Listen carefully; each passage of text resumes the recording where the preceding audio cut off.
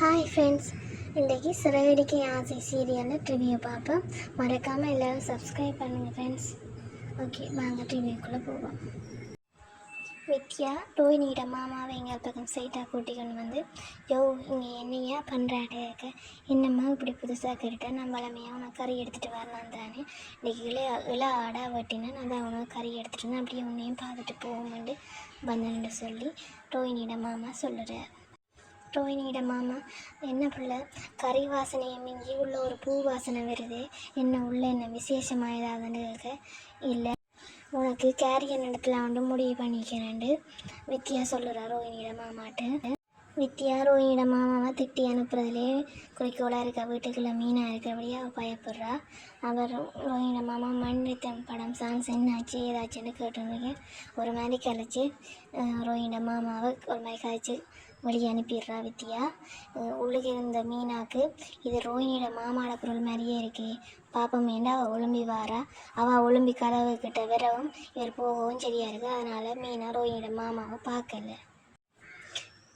மீனா வந்து வித்யா யார்கிட்ட பேசிகிட்டு இருந்தீங்க கேட்க, இல்லை யார்கிட்டையும் இல்லையேன்னு, இல்லை கறி நீங்கள் வாரீங்கன்னு கறி வாங்க சொன்னேன், அதுதான் அந்த கொண்டு வந்தேன்னு சொல்லி, இல்லை இந்த குரல் எனக்கு ஏற்கனவே கேட்ட குரல் மாதிரி இருக்கே அப்படின்னு சொல்லி மீனா சொல்கிற பார்க்குறா. அப்போ வித்யா வந்து இல்லை இல்லாத எங்கள் ஏரியா கறி கடைக்காரன், வாங்க உங்களுக்காக தான் கறி வாங்கிக்கலாம், வாங்க சமைச்சு சாப்பிடுவோம்னு சொல்ல, இல்லை நான் வீட்டை போகணும், நீங்கள் கொஞ்சம் மாலை கட்ட பழகிட்டீங்க தானே, அதனால் நீங்கள் இனி கட்டுவீங்க தானே, நான் போகிறேன், இல்லை நான் கட்ட பழகில் உங்களுக்காக தான் கறி வாங்கியிருக்கேன், வாங்க சமைச்சு சாப்பிட்டு தான் போகணுமெண்டு மீனா வீட்டுக்குள்ளே கூட்டி கொண்டு போகிறா. அப்புறம் வீட்டை பார்த்தா ரோஹிணி கிருஷ்ண மடியில் போட்டு தலையை தடவி கொண்டிருக்காவு. அப்போ ரோஹிணியோட அம்மா சொல்கிறா, உங்கள் 2 பேரையும் இப்படி பார்ப்பேன்ட்டு நான் நிறைய நாள் கனவு கண்டுருக்கேன், இப்போ தான் பார்க்கக்கூடிய மாதிரி இருக்கேன்னு அவள் சந்தோஷமாக கதைச்சி கொண்டிருக்கா. கிருஷ் தன்னோட ஸ்கூலுக்கு அம்மா வந்து, அதாவது என்னோடய ஃப்ரெண்ட்ஸ் எல்லாம் எனக்கு அம்மா இல்லைன்னு சொல்லி கிண்டல் பண்ணுறாங்க, இவள் அம்மா ஸ்கூலுக்குன்னு சொல்லி கேட்டனுக்கு. அப்போ ரோஹிணி சொல்கிறது, இப்போ அம்மாவால் வர முடியாது, கொஞ்சம் நாள் போகட்டும் பாருன்னு, இப்போதைக்கு நான் தான் அம்மாண்டு ஒருத்தருக்கும் சொல்லக்கூடாதுன்னு வர ரோஹிணி சொல்லி வைக்கிறா. ரோஹிணி வந்து தான் அம்மாண்ட ஒருத்தையும் சொல்லக்கூடாதுன்றதுக்காக அவன் சொல்ல மாட்டான்னு சொல்கிறான். ஆனால் எனக்கு ஒன்று செய்கிறியா அம்மாண்டு வந்து கிறிஷ்க்கு ரோஹினிட்டு. அப்போ என்ன கேட்க, நாளைக்கு கட்டு பிரிக்கும் போது நான் உன்னை தான் ஃபஸ்ட்டு பார்க்கணும் பாரியா அம்மாண்டு கேட்க, ரோஹிணி யோசிக்கிறா. இப்போ யோசிச்சு பார்த்து சரி நான் வாரணுன்ட்டு சொல்லிட்டு ரோஹினியோட அம்மாவையும் கிறிஷையும் வலிக்கிட்ட சொல்கிறாங்க, உங்களை ஹோட்டலில் ரூம் எடுத்து தங்க வைக்கிறேன், நீங்கள் அங்கே தங்குங்க என்று சொல்ல. அப்போ ரோஹினியோட அம்மா சொல்கிறேன், மீனா முத்துட்ட சொல்லலையேன்னு சொல்லும்போது, இப்போ அவங்க வாரத்துக்கு மாதிரி போகணுமென்றதுக்காக நான் அவங்கள ஒருத்தராக விட்டு அனுப்பிச்சினேன், வாங்க வலிக்கிடுவோம்னு சொல்லி எல்லாம் சாமான்லாம் பேக் பண்ணி வலிக்கிட்டு கதவு துறக்க வரும்போது முத்து கீழேருந்து பாட்டு படித்து கொண்டு வாரேன், ஐயோ முத்து வாரேன்னு சொல்லி சாமான்லாம் கொண்டு ரூமுக்கு போட்டு அவங்களாம் இருக்கிற மாதிரி ஹோலில் வந்து இருக்கிறாங்க. அப்புறம் அதை பார்த்தா வித்யா விட்ட மீனாக தான் சமைச்சு வித்யாவுக்கும் பரிமாறி தானும் சாப்பிட்டு அப்போ வித்யா சொல்கிறான், ரொம்ப நல்லா இருக்குது, சூப்பராக இருக்குது, இவ்வளோ நல்லா சமைச்சிக்கிறீங்களேன்னு சொல்லி மீனாவை பாராட்டுறா வித்யா. எப்படி மீனா இப்படியெல்லாம் அவங்களால அவ்வளோ செய்ய முடியுதுன்னு கேட்க, என்னத்தை கேட்குறீங்க சமையலாம் பூவாண்டு கேட்க, 2 இருந்தாண்டுக்க சின்ன வயசுலேருந்து அப்பா அம்மாவுக்கு சப்போர்ட் பண்ணணுன்றதுக்காக எல்லாம் கற்றுக்கிட்டேன்னு சொல்லி மீனா சொல்கிறா. வித்யா கேட்குறா மீனாட்ட, உங்களுக்கு வந்து இந்த ஆசையுமே இல்லையான்னு ஏன் இருக்கே, என்னோடய குடும்பம் தம்பி தங்கச்சி எல்லாம் படித்து நல்ல வேலைகளுக்கு போகணும்னு சொல்லி சொல்கிறாங்க இப்போன்னு சொல்ல. அவள் வித்யா சொல்கிறா, இப்போ என்னென்னு கேட்டால் இப்போ உங்களோட மாமனார் குடும்பம் நல்லா இருக்கணும்னு யோசிக்கிறீங்க அதானேன்னு வித்யா கேட்காவோ.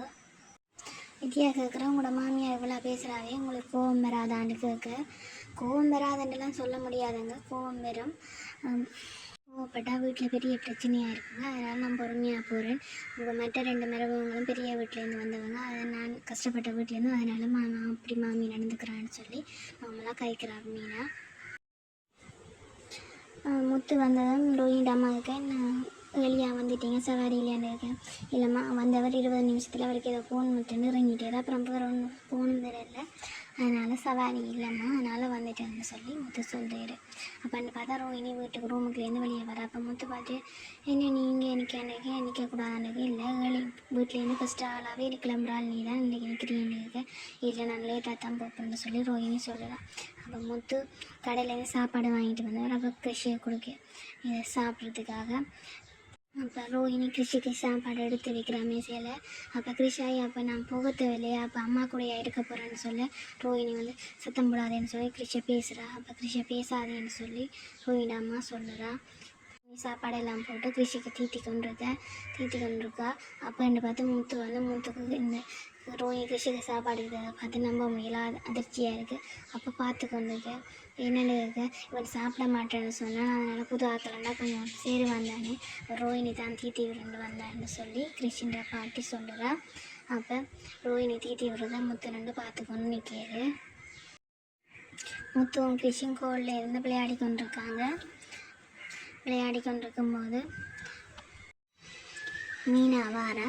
என்ன உங்களுக்கு சவாரி இல்லையா வந்துட்டீங்கன்னு கேட்க, இல்லை வெளியா முடிஞ்சு வந்துட்டேன், நீ இவ்வளோ நேரமாச்சுன்னு கேட்க, வித்தியாவுக்கு மாலையெல்லாம் காட்டி அவள் சமைச்சு தந்தா சமைச்சு சாப்பிட்டு அதான் வந்தவங்க ரோஹிணி யோஜனுக்கு இவ்வளோ விருந்தெல்லாம் வச்சு அனுப்பியிருக்கிறாளே, இவ்வளோ அனுப்ப வச்சு போட்டு சொன்னால் அவள் விருந்து வச்சு அனுப்பியிருக்கான்னு ரோஹிணியை வித்தியா மனசுக்குள்ளே தட்டி கொண்டிருக்கா.